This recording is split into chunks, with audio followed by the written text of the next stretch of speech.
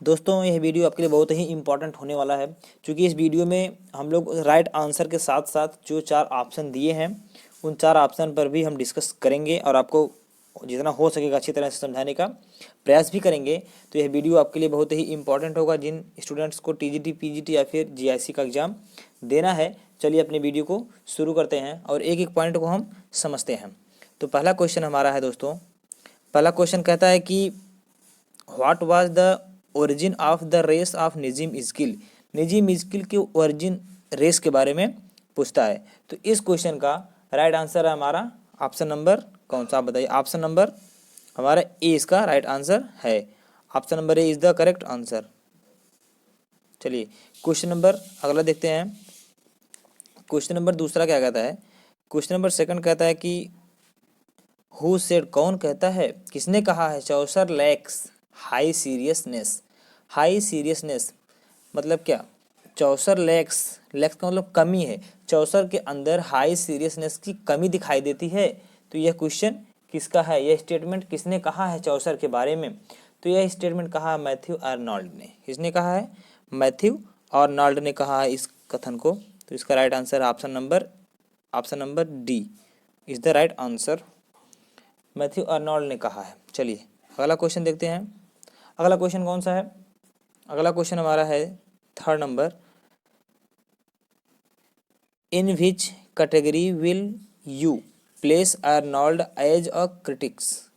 कह रहा है कि इन विच कैटेगरी, किस कैटेगरी में रखते हैं आप आर्नोल्ड को। आर्नोल्ड एक क्रिटिक है, क्या है, आलोचक हैं, क्रिटिक हैं, और वह किस कैटेगरी में आते हैं, किस कैटेगरी से बिलोंग करते हैं मैथ्यू आर्नोल्ड। तो चलिए इसका भी राइट आंसर हम लोग देख लेते हैं। दोस्तों इसका राइट आंसर आप भी थोड़ा बताने का प्रयास करें, सोचें।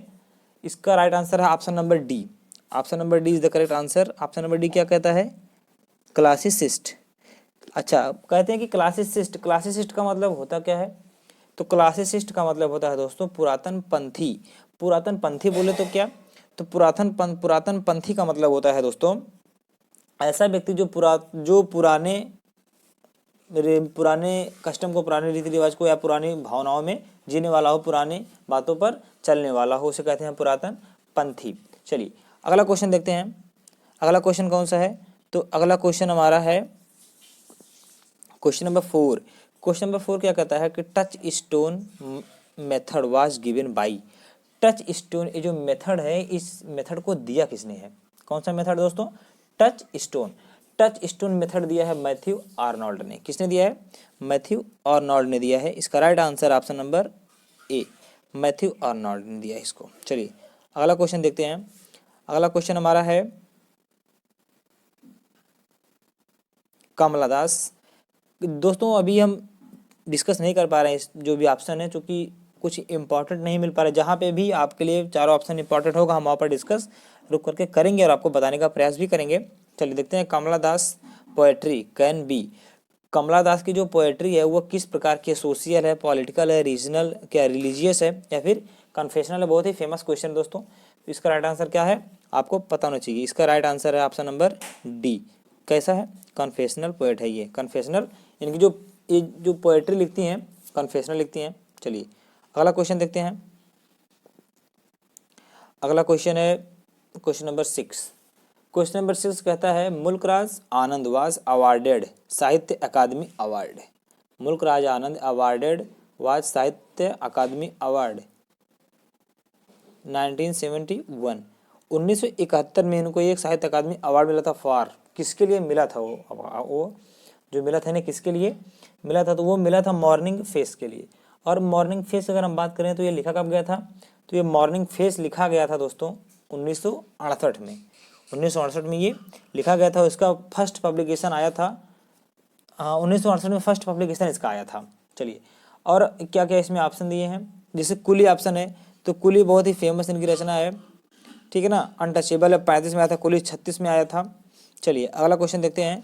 अगला क्वेश्चन कौन सा है, who among the following writers has not won the Nobel prize. इसमें से कौन ऐसा राइटर है या किन किन राइटर को नोबेल प्राइज नहीं दिया गया था, नॉट ओन, नोबेल प्राइज नहीं जीते थे। चलिए देखते हैं, तो इन 4 राइटर में से कौन सा राइटर ऐसा है जो नोबेल प्राइज को जीत नहीं पाए थे। चलिए देखते हैं टी.एस. इलियट की बात करते हैं तो ये तो गलत है। चलिए आपको पहले आंसर पे ले चलते हैं हम। इसका जो राइट आंसर है मुल्कराज आनंद। क्या है? मुल्कराज आनंद इज द राइट आंसर। तो ऑप्शन नंबर 20 का सही आंसर है। चलिए अब बात करते हैं टी.एस. इलियट की। पहले दोस्तों अगर हम बात करें टी.एस. इलियट की, तो टी.एस. इलियट को मिला था नोबेल प्राइज़ 1948 में। कितने मिला था? 1948 में मिला था। और किसके लिए 1948 में मिला था। किसके लिए मिला था? लिटरेचर के लिए, फॉर लिटरेचर। और यह क्वेश्चन 2000 में पूछा है और 2010 में भी पूछा है पीजीटी में। आपके लिए बहुत ही इंपॉर्टेंट क्वेश्चन है कि नोबेल प्राइज़ टी.एस. इलियट कब प्राप्त किए थे, कब उनको मिला था। तो 1948 में मिला था और वो भी लिटरेचर के लिए मिला था। यह क्वेश्चन 2000 में और 2010 में पीजीटी में पूछा हुआ है। चलिए अगला देखते हैं। ऑप्शन क्या है? Option number C, William Faulkner. अगर हम विलियम फॉकनर की बात करें तो विलियम फॉकनर को दोस्तों नोबेल प्राइज़ मिला था 1949 में।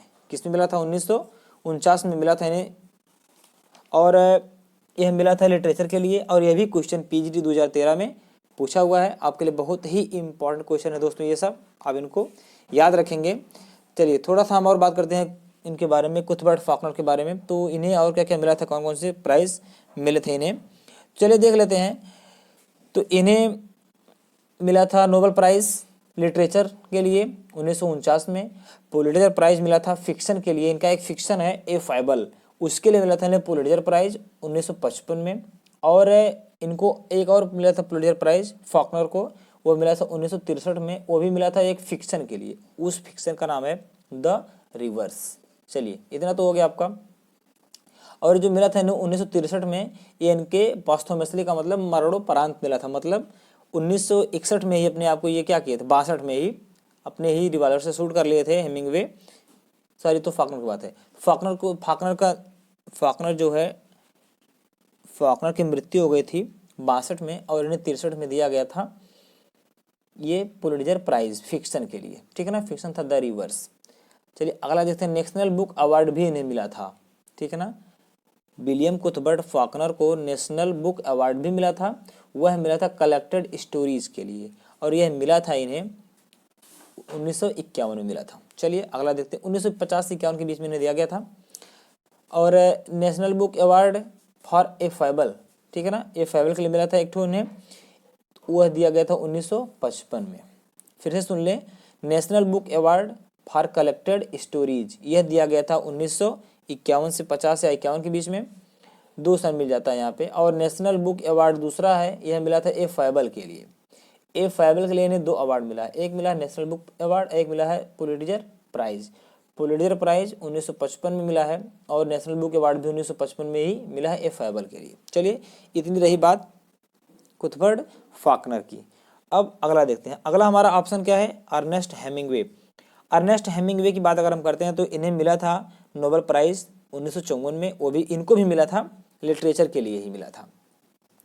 और अगर हम इन्हें बात करें इनकी अर्नेस्ट हेमिंगवे, तो अर्नेस्ट हेमिंगवे को भी मिला था पुलिट्जर प्राइज़। यह भी मिला था इन्हें फिक्शन के लिए। और यह कब मिला था इन्हें मिला था 1953 में। 53 में इन्हें मिला था पुलिट्जर प्राइज़ फिक्शन के लिए और नोबेल प्राइज़ इन्हें मिला था लिटरेचर के लिए 1954 में। चलिए दोस्तों थोड़ा सा आपको और बता देते हैं कि अर्नेस्ट हेमिंगवे का फुल नेम क्या है। तो फुल नेम है अर्नेस्ट मिलर हेमिंगवे। आपको याद रखना ये सब चीज़ें। चलिए अगला क्वेश्चन देखते हैं, क्वेश्चन नंबर 8। जहाँ कहीं भी हमने कहा ना, फिर जहाँ कहीं भी मिलेगा डिस्कशन करने के लिए पूरा ऑप्शन तो आपको बताएंगे। क्वेश्चन नंबर 8 है, which of these is not a novel by Mulk Raj Anand. इसमें से कौन सा ऐसा नॉवेल है जो मुल्कराज आनंद का नहीं है। तो इसका राइट आंसर इसका क्या है, देखना पड़ेगा। एक कुली है, across, the black water, the untouchable. तो इनका इसमें से हीट एंड डस्ट नहीं है। चलिए हम लोग देखते हैं। हीट एंड डस्ट इनका नहीं है और कुली तो इन्हीं का है, मुल्कराज आनंद का है। तो ये लिखा कब गया था? कुली को लिखे थे 1936 में और एक क्रॉस द ब्लैक वाटर को लिखे थे 1940 में और अनटचेबल को लिखे थे 1935 में। चलिए दोस्तों आपका डिस्कशन भी हो गया यहाँ सारे ऑप्शन का। अगला क्वेश्चन देखते हैं, question number 9। What is the origin of the race of निजी स्किल। इसका क्वेश्चन, यह क्वेश्चन हम लोग पहले ही क्वेश्चन नंबर 1 में डिस्कस कर चुके थे। तो चलिए इसका बता दें, बेन इजराइल है इसका राइट आंसर। क्या है? बेन इजराइल है। अगला क्वेश्चन देखते हैं। अगला क्वेश्चन है, what is the title of Whitman's novel published in 1842? Walt Whitman का कौन सा ऐसा नॉवेल है जो 1842 में पब्लिश हुआ था? तो उस नॉवेल का नाम क्या है, उस नॉवेल की टाइटल क्या है? आपसे क्वेश्चन यही पूछा गया है। चलिए इसका राइट आंसर आपको बताते हैं। तो इसका राइट आंसर है option number A. Option number A क्या है? Option number A is the right answer. Option number A क्या कहता है? ये फ्रैंकलिन, क्या है? फ्रैंकलिन इवेंस और द इलेवरिएट या तो फिर फ्रैंकलिन इवेंस, इसका जो है राइट आंसर है।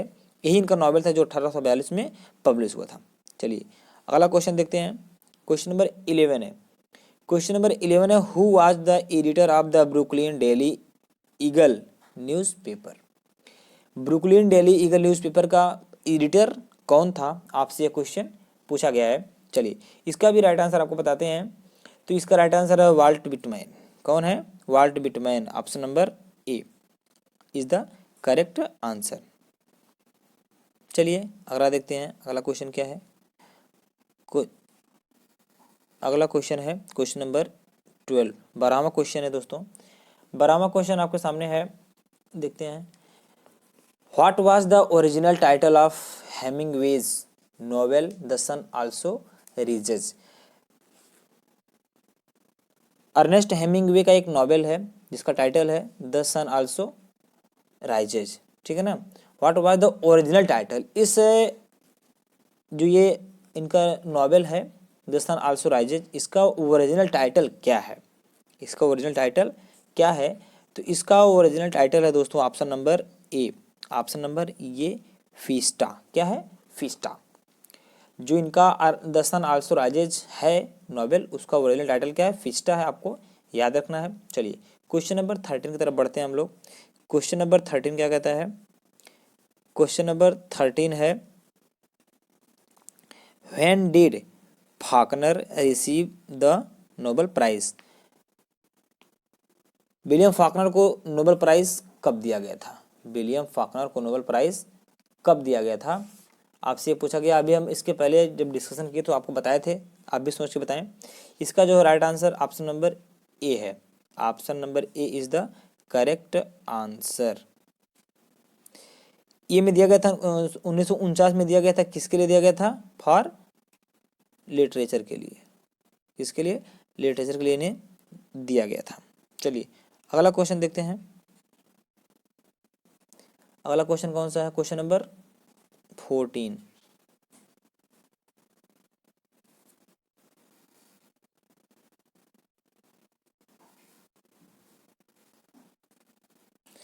क्वेश्चन नंबर 14 है दोस्तों, देखिए।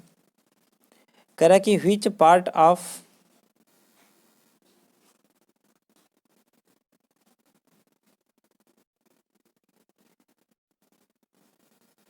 हाँ देखिए, कह रहा है कि which part of the United States has been written about in Faulkner's fiction? Which part of the United States has been written about the Faulkner's fiction? Faulkner के किस फिक्शन में यूनाइटेड स्टेट्स के बारे में लिखा गया है? ठीक है ना। ये आपका क्वेश्चन नंबर 14 है। तो इसका राइट आंसर है द साउथर्न। क्या है? द साउथर्न इसका राइट आंसर है, जो कि आपके सामने ऑप्शन नंबर बी है। क्या है? Option number B is the right answer. The southern में फॉकनर ने किसके बारे में बताया है? यूनाइटेड स्टेट्स के बारे में बताया है। चलिए क्वेश्चन नंबर 15 देखते हैं।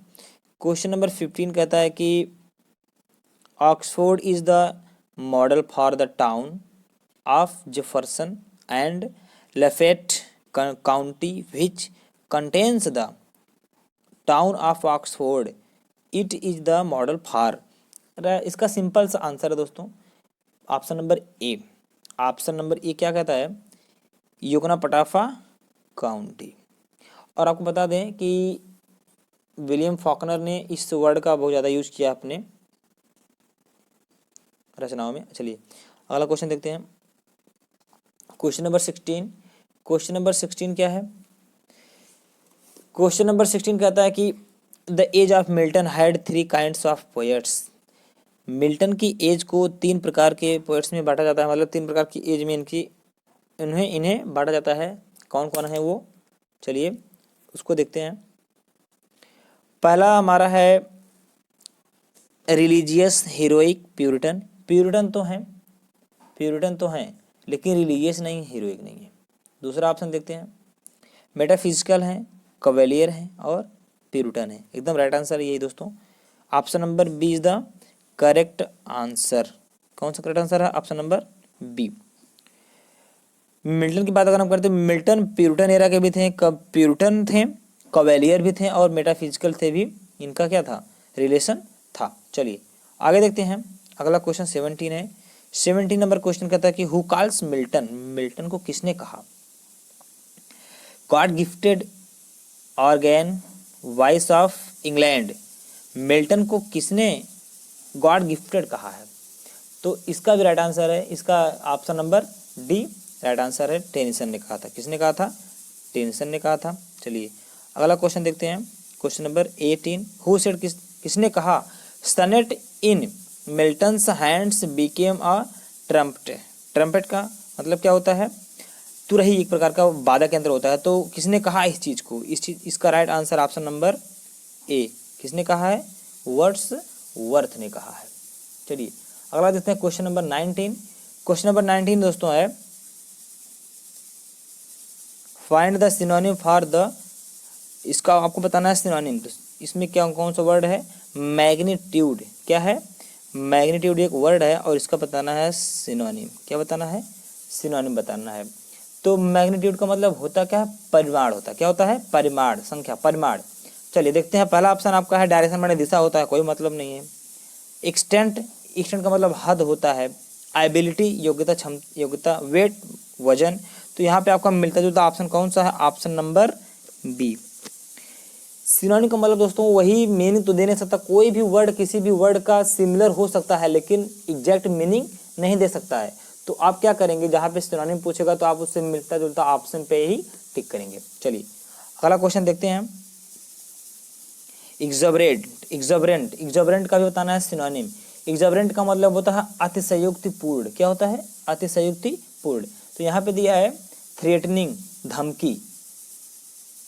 दूसरा ऑप्शन है अत्यधिक, एग्जेसिव का मतलब होता है अत्यधिक। ओड, विषम। रेडिकुलस, हास्यास्पद। तो अतिशयोक्ति है अधिकता की बात करता है। कोई भी चीज़ की अधिकता हो जाती है तो बस सेम है, अधिक या अतिशयोक्ति दोनों एक ही चीज़ें हैं। तो यहाँ पे आपका हो जाएगा option number B is the correct answer. कौन सा आंसर है? Option number B.